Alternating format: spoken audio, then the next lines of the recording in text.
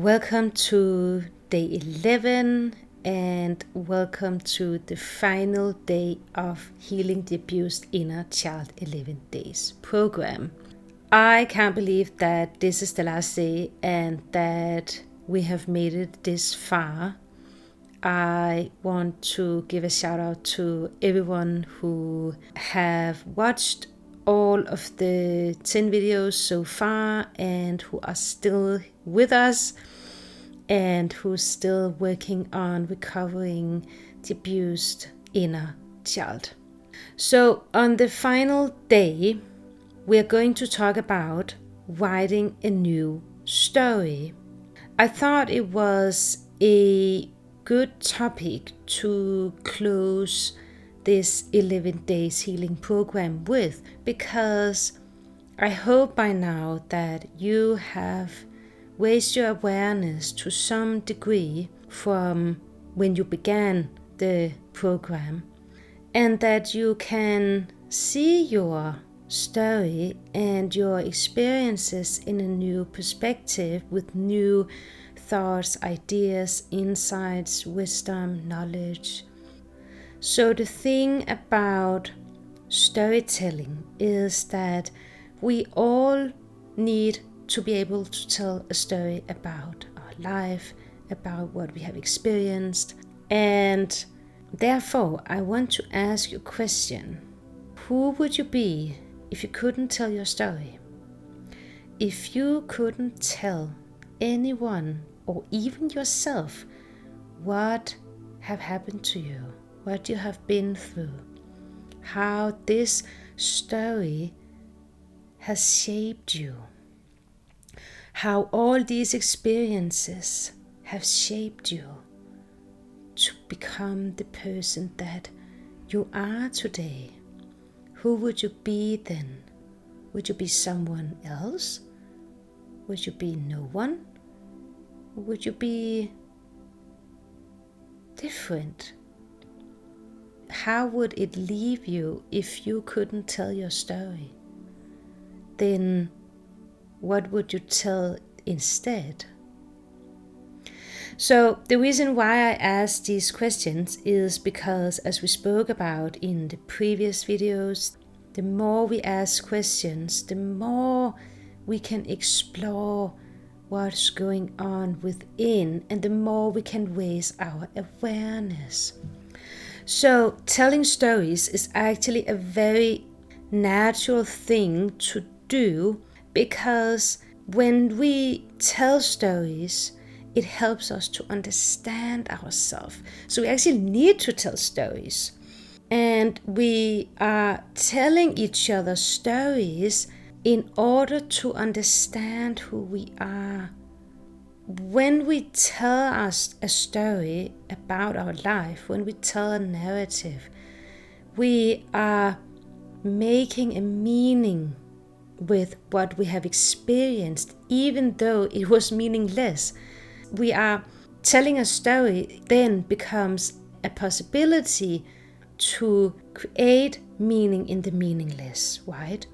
So that's why we are constantly telling stories about ourselves in regards to what we are experiencing, and then we are reconstructing. So we are constructing ourselves through the stories we tell, and then we are continuously reconstructing who we are with the new stories we are telling ourselves, with the new perspectives that we can add to the stories. So storytelling is actually a very significant part of how we perceive ourselves in the world and how we are creating a meaning with what we are experiencing. Writing a new story can be a great step in the recovery process. And when we are entering a new level within ourselves of awareness and consciousness, and we are birthing a new version of ourselves, we might not identify with the current stories that we were telling ourselves and others.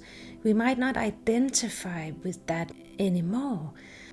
So our stories also need to be assured with our inner development, our inner growth and inner transformation. So they have to actually follow each other very closely. And therefore, I want you to have a look at the story that you're telling yourself right now. Maybe it has already changed a lot by doing this 11 days program. So the exercise for this video is that I want you to sit down and then take a piece of paper and write down the story as you would tell it to someone you just met on the train, a stranger. Don't overthink it. Don't try to analyze what it is that you are telling. Write it down immediately and imagine that you are sitting in front of a stranger in a train. They ask you about who are you?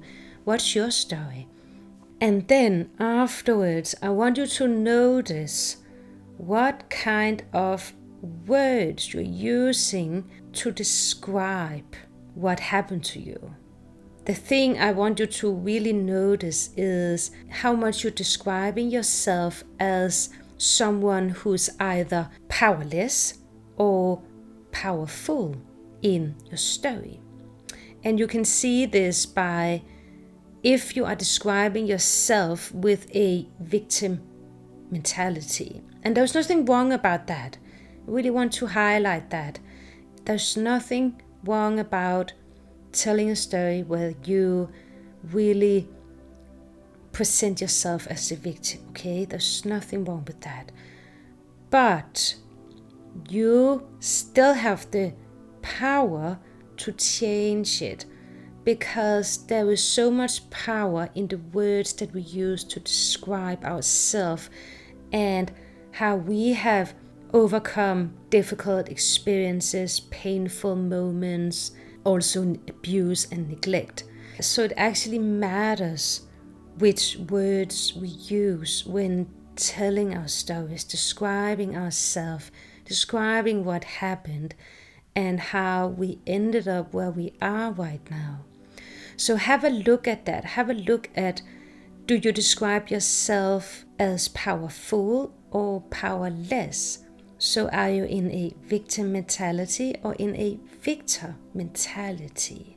And if you find yourself in the victim mentality, I want you to highlight the words that make you feel like the victim. And then I want you to replace those specific words with words that will empower you and with words that will highlight your strength and courage and resiliency and wisdom and knowledge that got you through all of this. So have a look at that and be really, really gentle with yourself, because it can be a difficult exercise to do.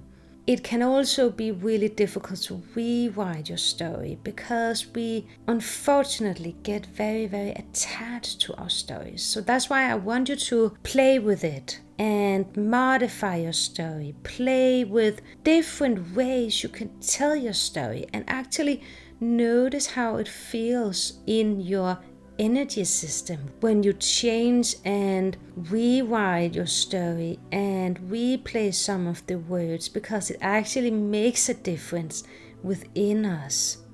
That is all I have for you today on day 11, the final day of Healing the Abused Inner Child 11 Days program.